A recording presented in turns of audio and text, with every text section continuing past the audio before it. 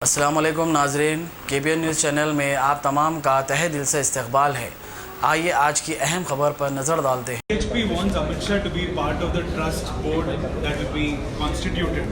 Do you agree with this demand? What do you think about it? When the All India Muslim Personal Law Board has expressed their opinion by saying that we are not satisfied with the judgment given by the Honorable Supreme Court. So how can you answer that question of yours? Sir Maharashtra में जो situation create हुई है चुनाव के बाद इतने दिन हो गए अभी तक सरकार नहीं बना पाए हैं। गठबंधन में चुनाव लड़ी थी बीजेपी और शिवसेना, क्या आपकी सिचुएशन पैदा हुई है आपकी? नहीं, ये दोनों बीजेपी शिवसेना जो है ये राम और श्याम की जोड़ी है और ये दोनों हिंदुत्व की आइडियोलॉजी को मानने वाले हैं। एक ही हिंदुत्व रंग में ये रंगे हुए हैं और इनमें जो टकराव हो रहा है ये तो सोचना चाहिए इन लोगों को, मगर ये बात बिल्कुल सही है कि महाराष्ट्र की आवाम को, महाराष्ट्र की जनता को एक सरकार की ज़रूरत है और पहले नंबर 1 की पार्टी बीजेपी है, दूसरी शिवसेना है। अब सरकार नहीं बन रही है तो इसमें मैं क्या कर सकता हूँ।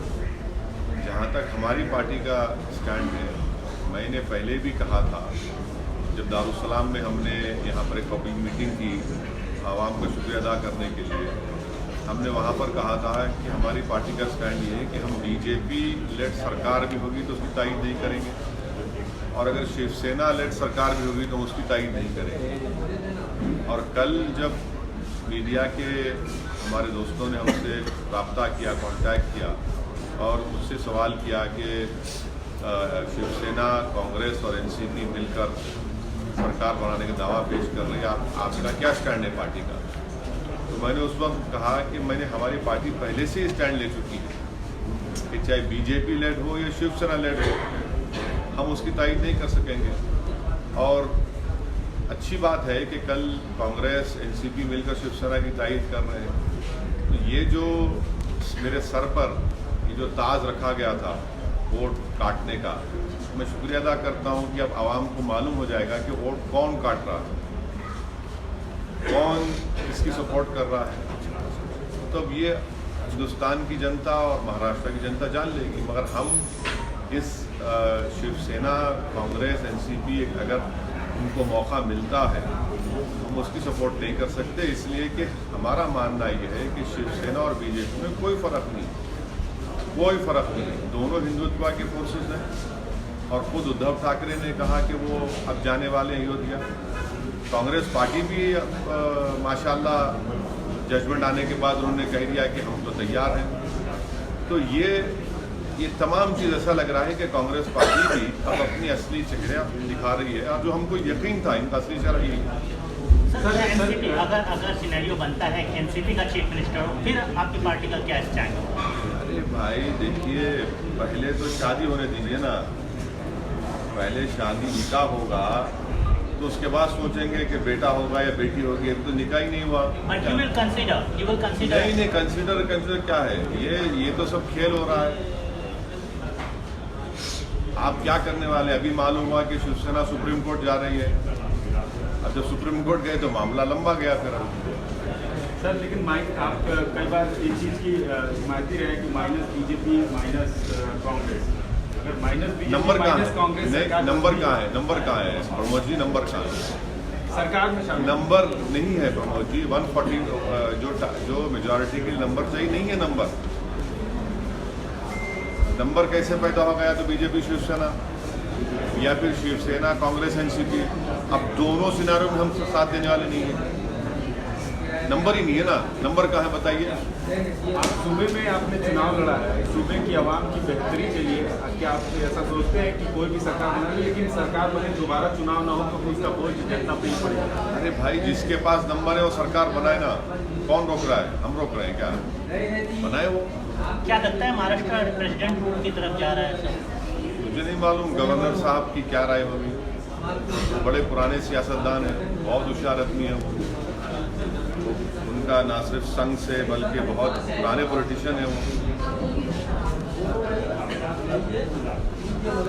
So in regards to Ayodhya verdict, some Muslim leaders are claiming that the 5-acre land that will be allotted should be given within the 67-acre that has been taken over by the government.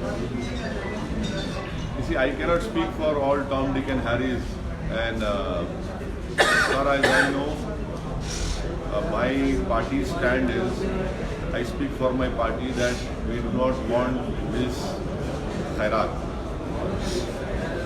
Our fight was for a legal right for a Babri Masjid. Our fight was not to get this piece of land.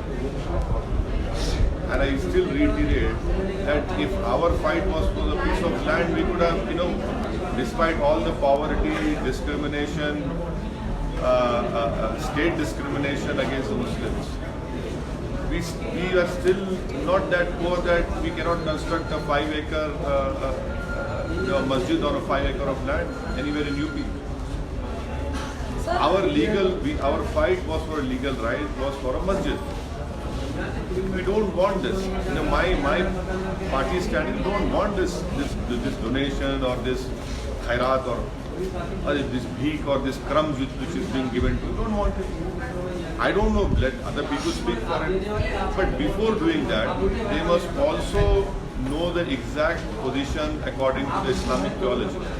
Let them go and do some research. And I mean, was this whole struggle for so many years was for a piece of land? No.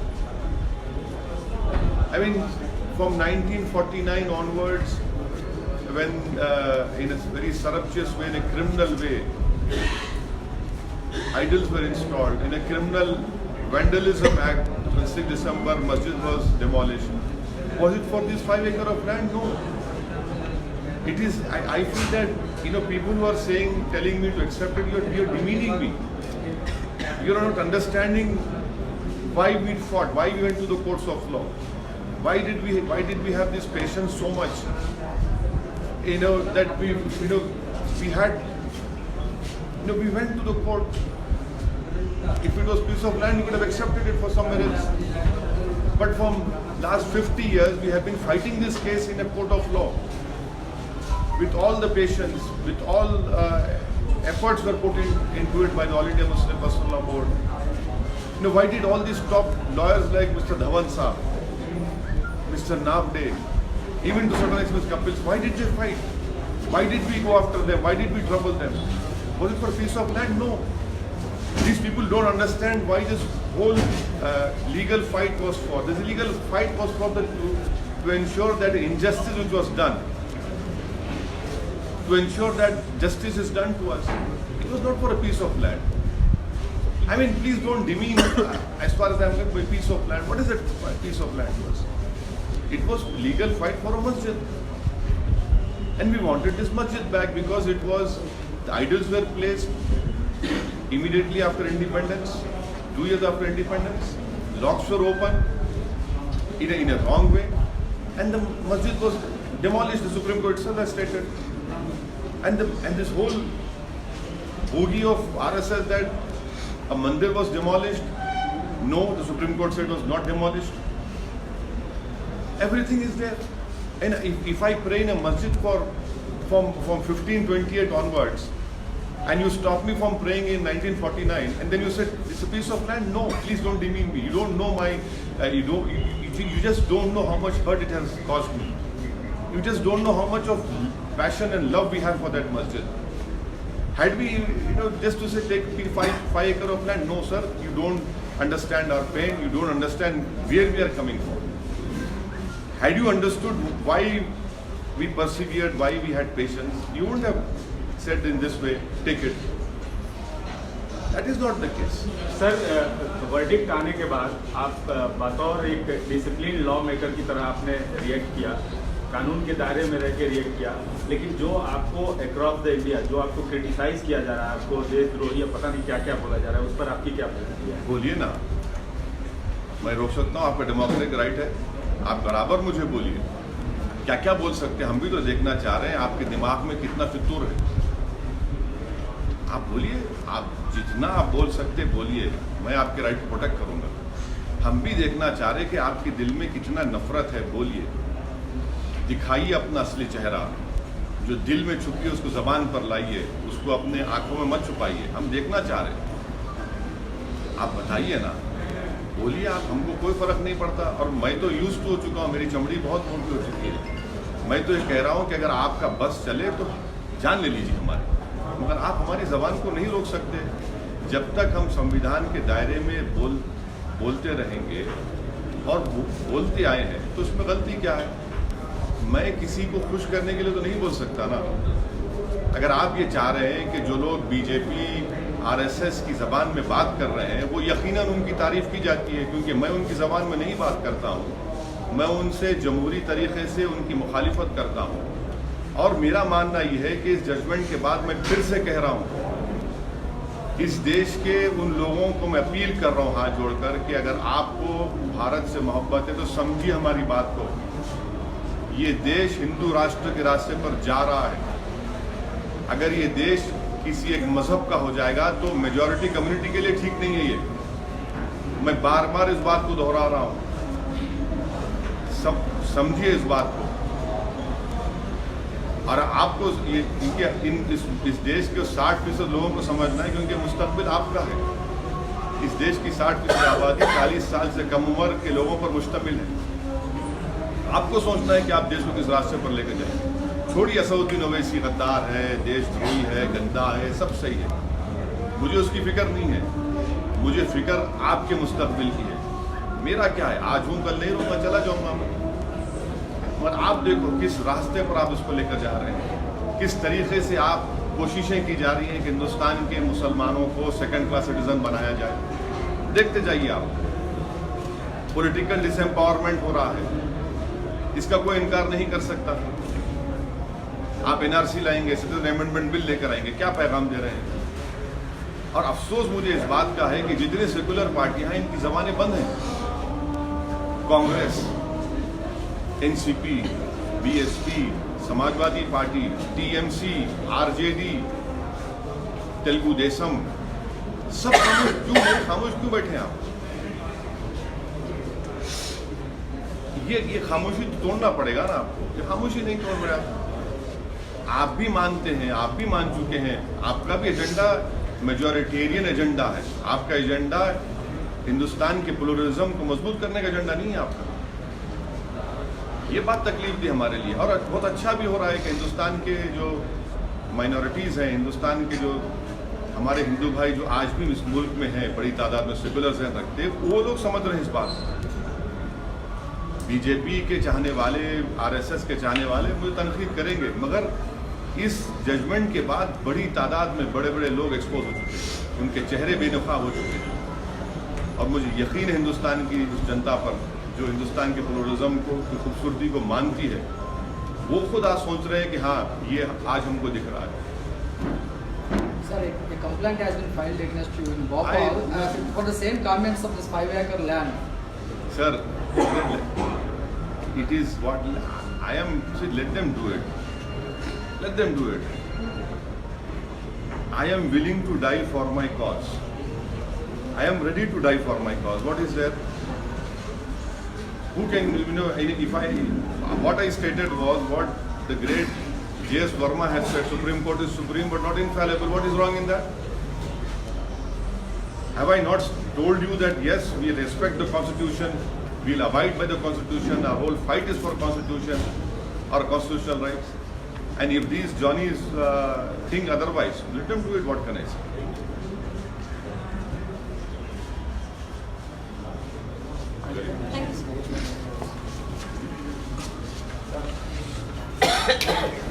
अब A1 township Chevella और मोइनाबाद के दरमियान main road से 1.3 kilometre आबादी से लगा हुआ तमाम डेवलपमेंट के साथ जहां आप अपना घर बना के रह सकते हैं, जो है बिल्कुल बिल्कुल बिल्कुल आबादी से लगा हुआ। 4 लाख में 100 गज का plot, drainage, electricity, footpath, BT road, college, bus stop जैसी तमाम सहूलियतें दस्तयाब हैं। आपका ये छोटा सा इन्वेस्टमेंट आपका और आपके बच्चों का मुस्तकबिल बदल सकता है। मजीद मालूमात के लिए हमें कॉल करें। Address pillar number 235 opposite fishers department, Rajendra Nagar, Hyderabad. Contact 7799603838।